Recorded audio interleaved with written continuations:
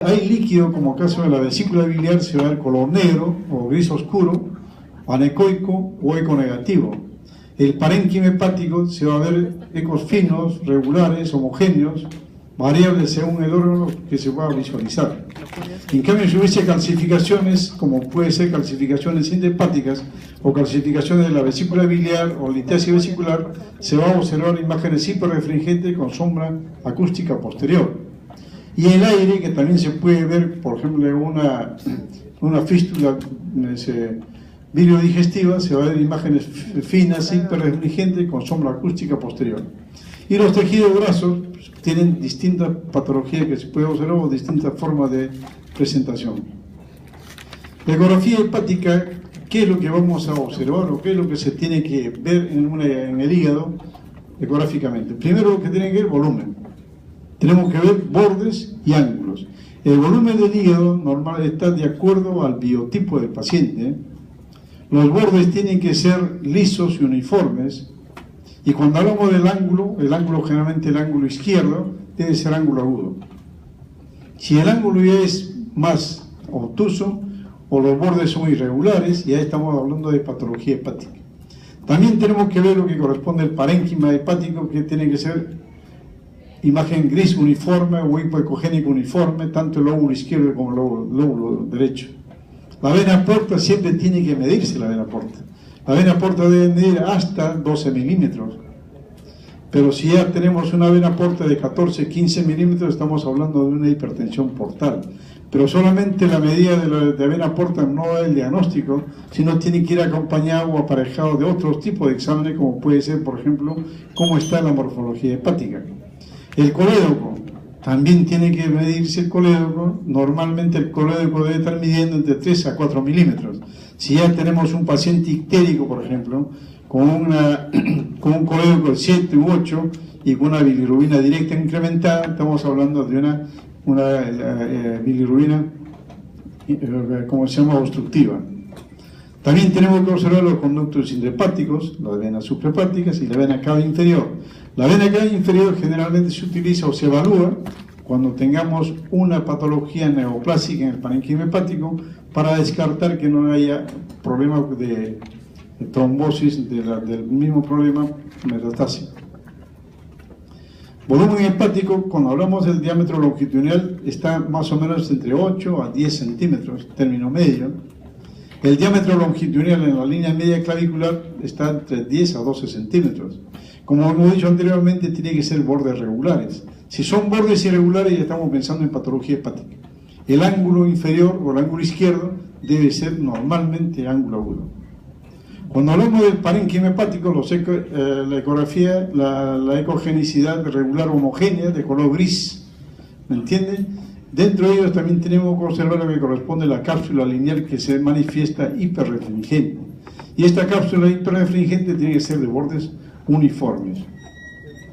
Aquí, por ejemplo, lo que estamos observando un corte longitudinal a este nivel del abdomen, y estamos observando, esto es lo que corresponde a la cápsula hepática, ¿cierto? De bordes uniformes. Estamos viendo el ángulo hepático, aprovechando acá que es ángulo agudo, y estamos observando la ecogenicidad parenquimal, que es uniforme, gris uniforme, y tomamos lo que es el corte longitudinal hepático.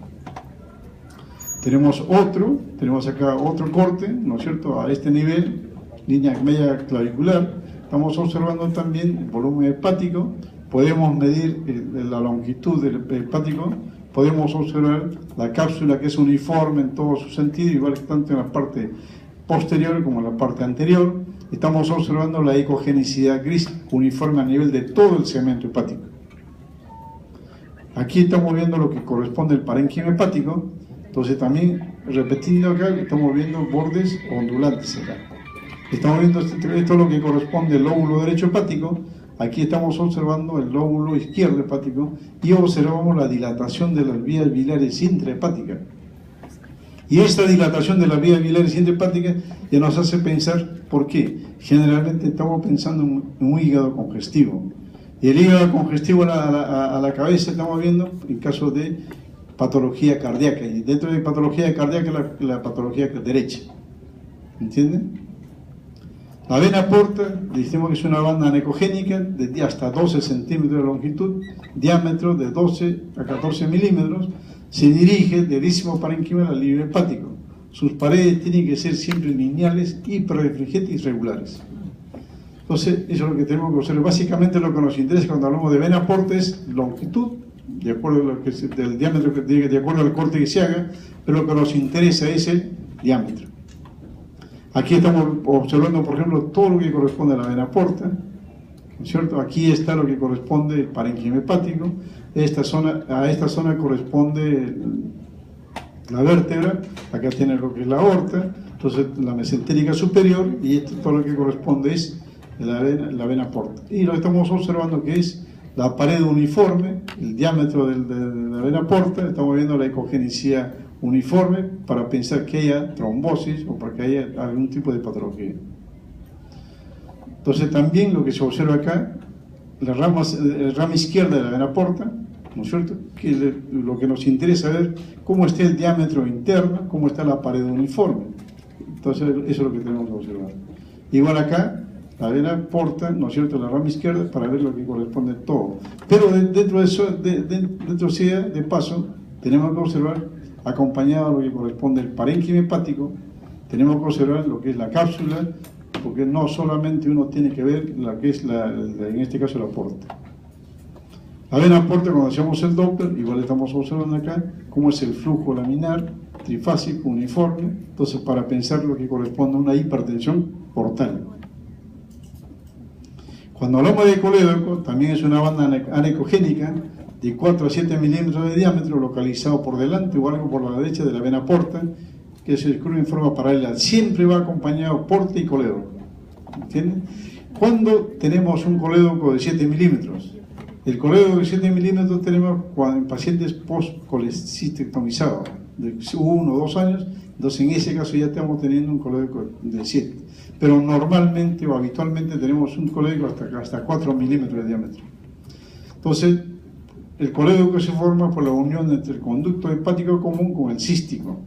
Entonces, las porciones de colédoco supraduodenal, retroduodenal, intraparenquimal e intraparietal. Bueno, eso son solamente para ver el recorrido o para determinar a qué nivel está la lesión en el caso que haya, por ejemplo, una litiasis coledociana. Por ejemplo, acá estamos viendo a nivel del hilo hepático, tenemos la vesícula biliar acá más o menos para que se ubiquen. Esto es el colédoco normal, ¿entienden? Aquí está la arteria hepática, acá tenemos la vena porta. Entonces, el colédoco está íntimamente en relación al hilio hepático. Entonces, tenemos que observar acá el diámetro, lo que nos interesa, pero también este tipo de estudio tiene que ir aparejado a la clínica del paciente. Por ejemplo, no podemos hacer estudio de colédoco bien discriminado si el paciente no tiene ictericia, no tiene dolor. Digamos, si el paciente ictérico, si obligadamente tenemos que hacer por qué el ictericia y a qué nivel está la obstrucción. Igual acá tenemos todo lo que corresponde al colédoco, ¿entienden? Toda su longitud. Por ejemplo, si este paciente tiene una ictericia obstructiva, pensar que hay un calco a un nivel ahí, o puede ser una neoplasia de vías biliares, entonces para eso es lo que se ubica o se estudia adecuadamente lo que corresponde al colédoco. Los conductos intrahepáticos normalmente no se visualizan en una ecografía habitual. Entonces, ¿cómo es la distribución? Acompañan a las ramas segmentarias de la vena porta, saliendo del hígado por el inferior, originando sus conductos hepáticos derecho e izquierdo. Entonces, también tenemos que saber que la vena suprahepática son 3, una derecha, una media y una izquierda. ¿Por qué es importante saber esto? Si tenemos, por ejemplo, una neoplasia a nivel del lóbulo hepático derecho, tenemos que automáticamente ver cómo está la rama derecha de las venas suprahepáticas, para ver si hay trombosis o no hay trombosis. Igual en la media o igual en la izquierda. Por ejemplo, aquí está todo lo que corresponde a la vena suprahepática, para este nivel acá. Entonces, ¿en dónde desemboca la vena suprahepática? Desemboca en la vena cava inferior. Entonces, cualquier patología que haya a nivel de la aurícula derecha va a repercutir en lo que corresponde al diámetro de la vena suprahepática o va a repercutir si hay una trombosis en la misma. Entonces, automáticamente tenemos que observar diámetro, pared y flujo vascular. Aquí está lo que dijimos, ¿cómo se llama? La segmentación hepática que habíamos hablado anteriormente, ¿no es cierto? Cada uno de los lóbulos 7, 8, 4, 5, 6 si hicimos una evaluación del tipo tomográfico. Igual acá, para ver, tenemos lo que corresponde a la vesícula biliar, acá tenemos lo que corresponde al lóbulo hepático, aquí lo que corresponde es el estómago, el vaso. Entonces, más o menos para que se ubique anatómicamente cómo se puede ver o cómo se evalúa el hígado, vías biliares en una tomografía a este nivel. Vesícula biliar, la anatomía decimos recepción. La vesícula biliar tiene forma piriforme. También lo que tenemos que observar acá es que pared y contenido. Normalmente la pared de la vesícula biliar no debe sobrepasar de 3 milímetros. Cualquier engrosamiento de la pared más de 4, 5, 6 milímetros ya es patológico. Entonces tenemos que observar, el contenido tiene que ser anecogénico uniforme, ¿entienden? ¿No es cierto? Entonces, ¿por qué está lleno de bilis? Si observamos una imagen hiperecogénica dentro de la cavidad vesicular, estamos pensando en dos patologías. Si esa imagen hiperecogénica produce sombra, hasta no demostrar lo contrario, litiasis. En cambio, si esa imagen hiperecogénica no produce sombra, estamos en la obligación de pensar que debe ser un pólipo vesicular. Entonces, eso es lo que tiene que ver. Ahora, la otra cosa, también tenemos que adelantar, la pared debe medir, dijimos, solamente 3 milímetros. Un engrosamiento de la pared de 5 o 6 milímetros a nivel de todo el reborde de la vesícula biliar, estamos pensando en colecistitis crónica. En cambio, si ese engrosamiento de la pared solamente es unilateral o de un solo lado, debemos estar haciendo la sospecha de una neoplasia vesícula biliar. Entonces, solamente observando el espesor de la pared y la localización del espesor de la pared, debemos estar sospechando una patología o neoplásica versus una patología inflamatoria. Aquí, por ejemplo, lo que estamos viendo, la vesícula biliar es pequeña, colapsada, la puerta, aquí también lo que corresponde a la vesícula biliar, la pared no debe pasar de 3 milímetros, el contenido anecogénico uniforme, no estamos observando en este nivel acá ningún tipo de patología o imágenes hiperecogénicas que nos haga sospechar una patología litiásica. Igual acá, lo que estamos observando, todo esto es lo que corresponde a la vesícula biliar, ¿no es cierto?, que tiene pared uniforme, pared delgada, contenido anecogénico uniforme. Entonces, en este caso, lo que corresponde a una vesícula normal. Cuando hablamos de patología del hígado, tenemos patologías hepáticas primero, congénitas, lesiones difusas, procesos infecciosos y como ende también tumores benignos y tumores malignos. Cuando hablamos de patología de proceso congénito, tenemos a la cabeza los quistes simples hepáticos. Podemos tener también poliquistosis hepática y también del síndrome de Budd-Chiari. Entonces, ustedes saben, ya hemos hablado, que los quistes, tanto únicos o poliquistosis, se va a mostrar ecográficamente como imágenes anecogénicas de paredes finas. Y si hacemos tomografía en estos tipos de pacientes, vamos a encontrar imágenes hipodensas de paredes finas. Por ejemplo, acá, lo que estamos observando, esta imagen anecogénica dentro del parénquima hepático de paredes regulares, uniformes. Entonces, esto es un quiste simple hepático. En este caso, lo que estamos observando, múltiples imágenes hipoecogénicas, pero la característica es contenido anecogénico uniforme de paredes regulares y finas. Entonces, estamos hablando de una poliquistosis hepática. Pero si estas imágenes, por ejemplo, se repiten en el páncreas, en los riñones, ya estamos hablando de una enfermedad poliquistósica hepatorrenal, que es frecuente. Entonces también es una diferenciación, podemos hacer la diferencia de quistes ciatídicos, ¿no?, que tiene la misma característica, ¿no es cierto? Si es solamente hepático, casi seguro que debe ser o simple o puede ser lo que corresponde quiste ciatídico. Pero si ya tenemos una patología anecoica a nivel de los riñones, ya debemos estar pensando una patología hepatorrenal. Igual acá, anomalías vasculares, síndrome de Budd-Chiari, estamos viendo la obstrucción o agenesia de las venas suprahepáticas. El hígado, por intermedio de las venas colaterales, permite el flujo arterial. Para eso es lo que se utiliza el Doppler. Sin el Doppler no se hacía el diagnóstico de Budd-Chiari, pero actualmente ya aplicando el Doppler color a nivel del hígado, lo que podemos ver la obstrucción o agenesia de las venas suprahepáticas. Lesiones parenquimales difusas. A la cabeza tenemos el hígado congestivo. Entonces ya habíamos hablado anteriormente por qué se produce el hígado congestivo, por insuficiencia cardíaca congestiva, ¿no es cierto? Principalmente de cavidades derechas. Entonces eso va a repercutir, primero, con incremento de volumen del hígado. Segundo, va a repercutir en ensanchamiento de las venas suprahepáticas. También tenemos que tener lo que corresponde a la esteatosis hepática o infiltración grasa del parénquima hepático. Otra patología de lesiones parenquimales difusas es la cirrosis, necrosis y fibrosis del parénquima hepático. Entonces, estas tres patologías, dentro de ellos, en nuestro medio, tenemos el hígado congestivo, la esteatosis hepática y la cirrosis hepática. Cada uno de ellos es una patología general de todo el lóbulo derecho e izquierdo del hígado. Lesiones hepáticas y hígado congestivo. ¿Qué se va a observar? Hepatomegalia. Parénquima generalmente discretamente hipoecogénico al inicio del proceso. También hemos dicho cómo se va a observar el hígado congestivo. Venas suprahepáticas dilatadas. Vamos, la vena cava inferior también va a estar dilatada. La otra cosa, la característica como la ecografía es dinámico, va a haber sin latido transmitido y sin alteraciones a la inspiración máxima. Entonces, ¿esto por qué? Porque las cavidades derechas del corazón están fallando. En las venas suprahepáticas se admite un flujo Doppler. Si persiste, se origina cirrosis e hipertensión portal. Pero la característica para hacer el diagnóstico de hígado congestivo tenemos hepatomegalia, parénquima generalmente hipoecogénico, hipoecoico, venas suprahepáticas dilatadas y la vena cava inferior dilatada sin latido transmitido de la cavidad cardíaca. Entonces, lesiones parenquimales de hígado congestivo, aquí hemos visto acá, tenemos una hepatomegalia y lo que hemos observado primero es dilatación marcada de la vena suprahepática.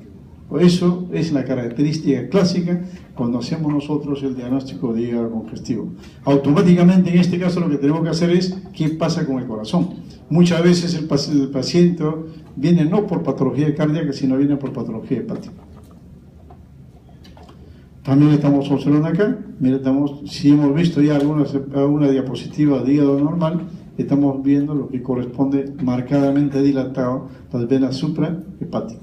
Entonces, esto es característico de lo que corresponde al hígado congestivo, más aunado a lo que hepatomegalia, más aunado al parénquima generalmente hipoecogénico. Entonces, estamos en el diagnóstico de hígado congestivo.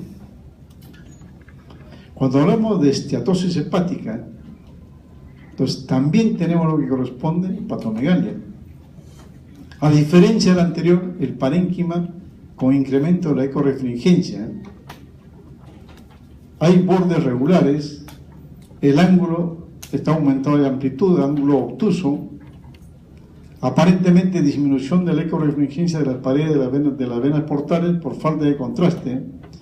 Hay disminución del diámetro de las venas suprahepáticas, disminución del diámetro a diferencia del anterior. En este caso hay disminución del diámetro, las venas suprahepáticas están mucho más colapsadas. La vena cava inferior con latido transmitido, a diferencia del anterior que no tenía latido transmitido. Entonces, esas son las características ecográficas o la diferencia que debemos pensar en un hígado esteatóxico versus un hígado congestivo. Entonces, por ejemplo, acá estamos viendo parénquima hepático, incremento de la ecorefringencia. Hay una hepatomegalia. Las venas suprahepáticas no están dilatadas o están levemente dilatadas, pero mucho más colapsadas. A diferencia del anterior que habíamos visto, que las venas suprahepáticas están marcadamente dilatadas. Igual acá, estamos viendo el hígado incrementado de volumen, incremento de la ecogenicidad parenquimal, no hay dilatación de las vías biliares intrahepáticas y si tomamos el ángulo izquierdo debe estar el ángulo obtuso. Entonces, todas esas características podemos hacer el diagnóstico diferencial de una esteatosis hepática versus un hígado congestivo. La cirrosis hepática, otra de las características. En este caso sí, el volumen hepático está disminuido. El parénquima con incremento de la ecorefringencia, igual que el hígado esteatóxico, pero en este caso el volumen hepático está disminuido. La vena porta aumentada de diámetro por encima de 14 milímetros, porque ya estamos pensando en hipertensión portal. La vena suprahepática disminuye de diámetro. La vena cava inferior sin latido transmitido, parecido al anterior. Bordes ondulantes, ¿no es cierto? Bordes ondulantes del hígado. El ángulo está aumentado de volumen al principio, ¿no es cierto? Va a haber también una esplenomegalia. ¿Por qué? Porque si hay hipertensión portal, otra de las complicaciones va a haber lo que corresponde al esplenomegalia. Y por último vamos a tener lo que corresponde a citis. Entonces, si hacemos la unidad ecográfica de todos estos signos ecográficos, tranquilamente podemos llegar a nuestro diagnóstico presuntivo de cirrosis hepática. En este caso, por ejemplo, las granulaciones del parénquima hepático es marcadamente incrementado. En este caso, muy tenuemente se ven los bordes ondulantes, igual que acá. Entonces, todo eso nos da a pensar en un problema de cirrosis hepática. En paciente de cirrosis hepática, lo que estamos viendo acá, ¿qué es? Líquido libre en cavidad, ascitis. Esto es lo que corresponde, el hígado marcadamente disminuye de diámetro, tiene un hígado cirrótico, incremento de la ecogenicidad parenquimal, entonces estamos hablando de hígado cirrótico.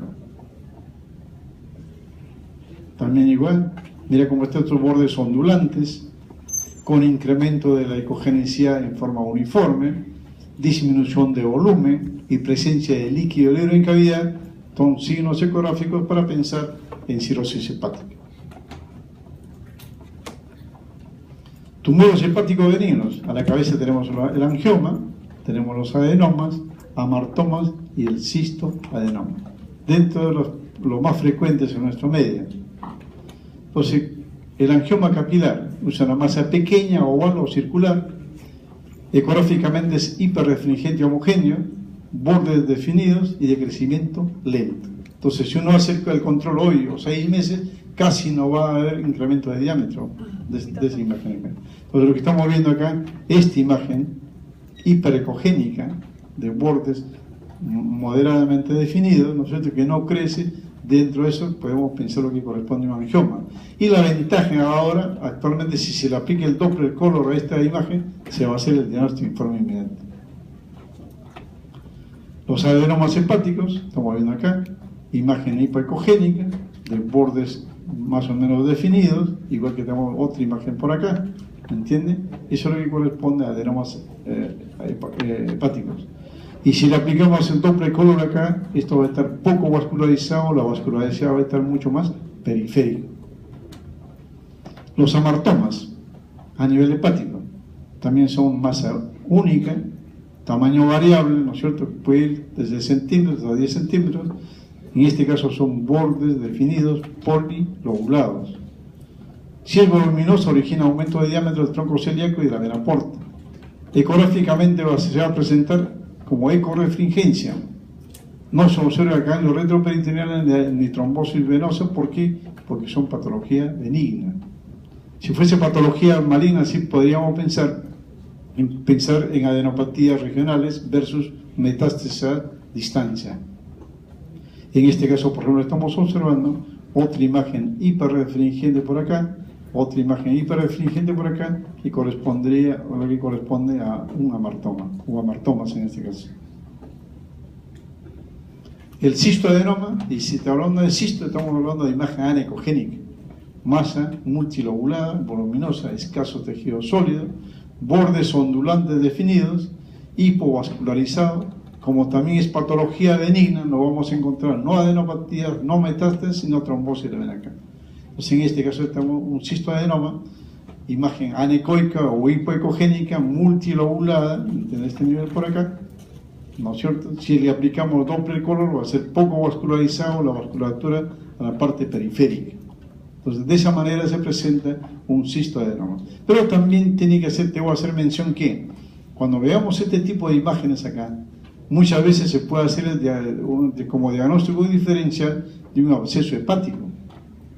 ¿Y cómo hacemos el diagnóstico diferencial? Primero por la vasculatura, que es poco vascularizado. En cambio, un absceso hepático va a ser mucho vascularizado, muy vascularizado. Y otro, aunado a la clínica. Este paciente no tiene fiebre, puede ser un hallazgo o dolor que tenga, pero el paciente con un absceso hepático cursa con hipertermia de 39 a 40 grados de temperatura.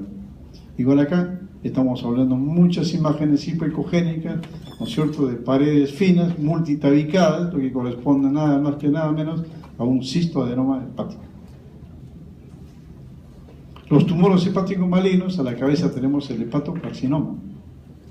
Entonces la característica geográfica va a ser masa compleja, ecorregnigencia irregular, puede tener área de necrosis y zonas de calcificaciones, estrías lineales dentro de las venas que luego puede ligarse a trombosis, puede invadir a los conductos intrahepáticos originando dilataciones segmentarias de las mismas, puede también producir dilatación de la vena cava inferior, ya habíamos hablado. Cuando veamos una tumoración hepática, siempre descartar que no haya trombosis venosa.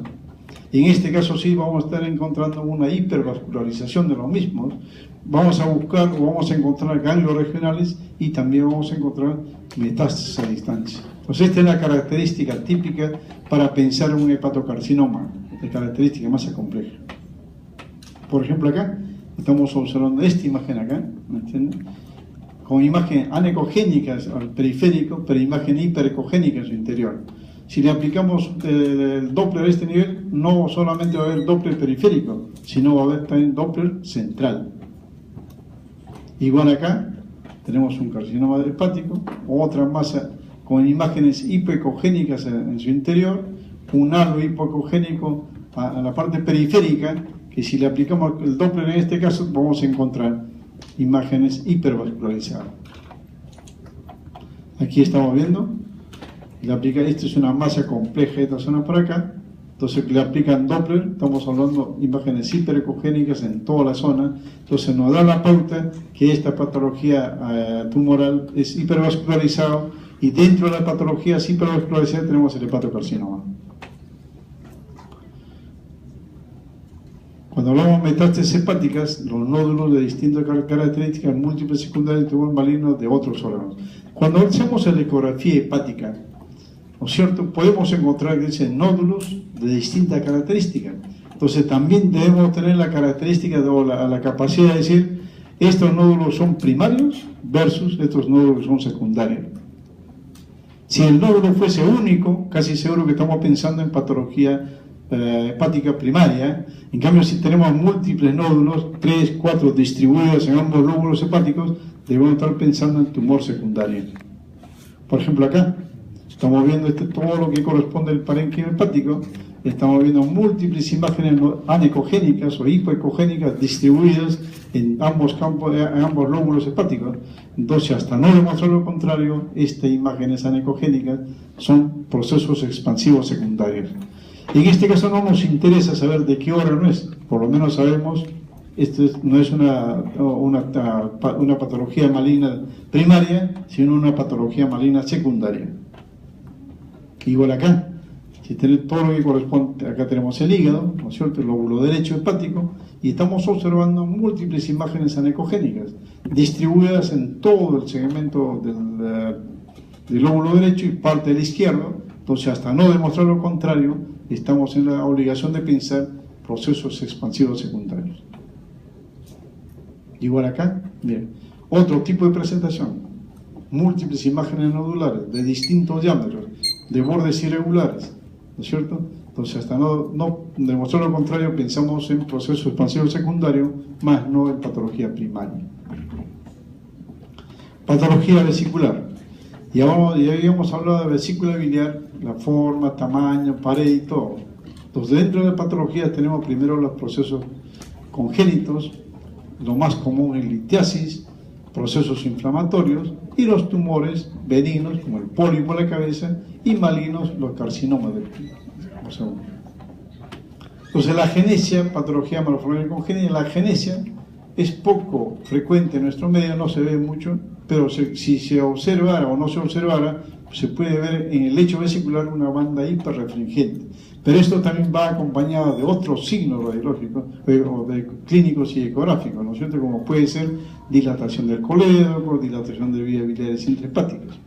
La hipoplasia vesicular es una vesícula marcadamente pequeña, pero tiene toda la característica, la forma de diámetro y forma habitual, pero de dimensiones pequeñas. La vesícula biliar doble también es poco frecuente, no se ve muy frecuentemente, y la vesícula biliar tabicada sí es frecuente que se puede ver unitabicada o multitabicada, que también trae trastornos para lo que es el funcionamiento normal del hígado y de la vesícula biliar. Litiasis vesicular. ¿Cómo observamos nosotros la litiasis vesicular? Se ve como una imagen hiperrefringente, y lo importante es con sombra acústica posterior. Y dijimos, si no produce sombra acústica posterior, pensamos en cualquier cosa menos en litiasis. Puede ser única o múltiple. La otra cosa, la característica de la litiasis, que es móvil con el cambio de posición del paciente. Muchas veces le ponemos en lateral derecho o izquierda y esa imagen hiperrefringente debe moverse. Puede ocupar la totalidad del lumen cuando la vesícula biliar está contraída o cuando haya múltiple cantidad de litiasis. Entonces, ahora los cálculos pueden ser de distinta forma y tamaño, como ya estamos hablando. Por ejemplo, acá estamos observando, esto es lo que corresponde a la vesícula biliar, y aquí tenemos una imagen hiperrefringente o hiperecoica con sombra acústica posterior. Entonces, si observamos esto, hasta no demostrar lo contrario, es una litiasis vesicular. Y seguro, si le movemos al paciente, también esta imagen hiperecogénica se va a movilizar. Acá tenemos también la vesícula biliar, ¿no es cierto?, en forma piriforme, y estamos hablando de múltiples imágenes hiperecogénicas pequeñas que produce sombra acústica posterior, ¿no es cierto?, que no deja ver adecuadamente la pared de esta zona. Entonces ya estamos hablando de una colecistitis calculosa múltiple, ¿entienden? En este caso la pared también está moderadamente engrosada, entonces estamos hablando de una colecistitis crónica con litiasis múltiple. Proceso inflamatorio. A la cabeza tenemos la colecistitis aguda. Entonces, en este caso, la vesícula pierde la morfología vesicular habitual, la forma piriforme. Muchas veces hay aumento de volumen de la vesícula biliar. Hay alteraciones de la pared, aumento del espesor, doble contorno y muchas veces hablamos de perforación. Puede haber también alteraciones del contenido, ecos internos, cuando hablamos de piotórax. ¿Entienden? Alteraciones perivesiculares cuando veamos abscesos perivesiculares, inflamación grasa mesentérica con efecto de masa o que desplaza las asas intestinales. Esto, por ejemplo, es patología menos frecuente, pero esto 3 o 4 veces arriba, eso es mucho más frecuente. Ya hemos visto anteriormente la pared, la vesícula biliar normal, pero en este caso estamos observando todo esto es la vesícula, pero estamos hablando doble pared. Y el contenido no es tan anecogénico uniforme, sino hipoecogénico o hiperecogénico por zona. Estamos hablando de alteración, una colecistitis aguda. Si este paciente ya tiene fiebre, tiene dolor, ya la compresión con el traductor, ya estamos haciendo el diagnóstico característico. Igual acá, tenemos primero una colecistitis con múltiples imágenes hiperecogénicas, con sombra acústica posterior, litiasis. Pero en el paso estamos observando que doble imagen anecogénica, pared demasiado gruesa, ¿no es cierto? Entonces estamos hablando de un absceso perivesicular. Mira este. Normalmente entre la pared de la vesícula biliar y el hígado no debe haber ninguna interfase, pero en este caso estamos observando una imagen anecogénica que ya corresponde a un absceso perivesicular. Igual acá, estamos viendo engrosamiento de la pared, doble contorno en esta zona por acá.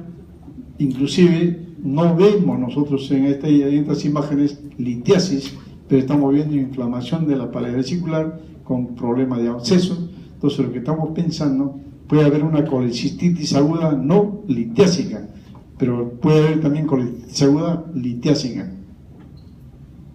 Entonces acá estamos viendo una alteración de los contenidos, donde todo esto es lo que corresponde a la vesícula biliar. Dentro de eso estamos observando múltiples imágenes hiperecogénicas, ¿entienden? Pero no solamente eso, estamos observando que el contenido interno no es normal, no es anecogénico como habíamos visto anteriormente, sino ahí corresponde al problema un piocolecista, ¿entienden? Y por ende también, como hay un piocolecista acá, absceso de todo, está alterando lo que corresponde a la grasa mesentérica perivesicular. Igual acá, lo que estamos observando, esto es lo que corresponde a la vesícula biliar, aquí con lo que corresponde la pared de la vesícula biliar. Normalmente no debe haber líquido entre la vesícula biliar y la pared, y estamos observando una colección acá. Entonces estamos viendo un absceso perivesicular. Entonces este paciente clínicamente está muy venido a menos, ¿entienden? Colecistitis crónica. Entonces en este caso, cuando hablamos, para hablar de colecistitis crónica, tenemos que pensar primero en vesícula que es pequeña, deforme, retraída. En este caso la pared está aumentada de espesor y de forma irregular. También hemos dicho ya que la pared pierde la definición de sus tres capas habituales. Puede haber presencia de cálculos y barro biliar dentro de esta vesícula pequeña, y esto es ya de larga data. Entonces, por ejemplo, acá podemos observar todo esto es lo que corresponde a la vesícula biliar, pero solamente lo que prima acá es la sombra acústica posterior. Entonces estamos hablando de una colecistitis crónica con la pared engrosada, ¿entiende? Una colecistitis crónica calculosa. Aquí igual estamos viendo, esto es lo que corresponde a la vesícula biliar. Tenemos acá la pared marcadamente engrosada, marcadamente disminuye el volumen de la vesícula biliar. Entonces, si este paciente antes del examen tuvo un problema de 4 o 5 horas de ayuno y no se dilata adecuadamente la vesícula biliar, entonces debemos estar pensando en una colecistitis calculosa no litiásica. ¿Entienden? Los tumores benignos, ya dijimos, a la cabeza tenemos el pólipo.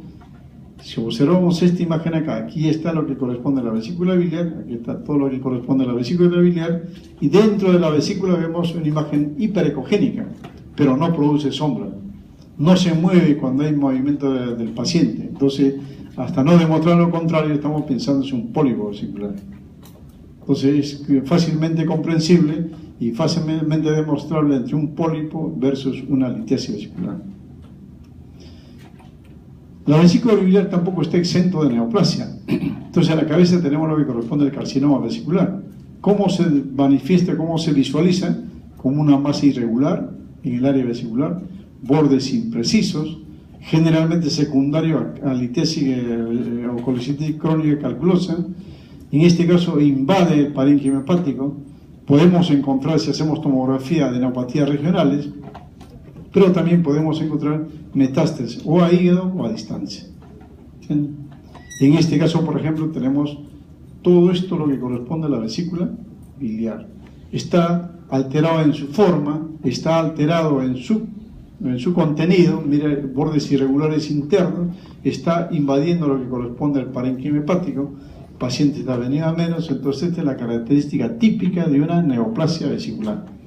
Pared, contenido e invasión a parte del hígado. Igual acá, lo que estamos observando, carcinoma vesicular, bordes irregulares, contenido hiperregente irregular. En este caso no está invadiendo todavía hacia el parénquima hepático, pero ya estamos viendo esta irregularidad de la pared y su contenido que nos hace pensar entonces una neoplasia de vesícula biliar. Muchas gracias.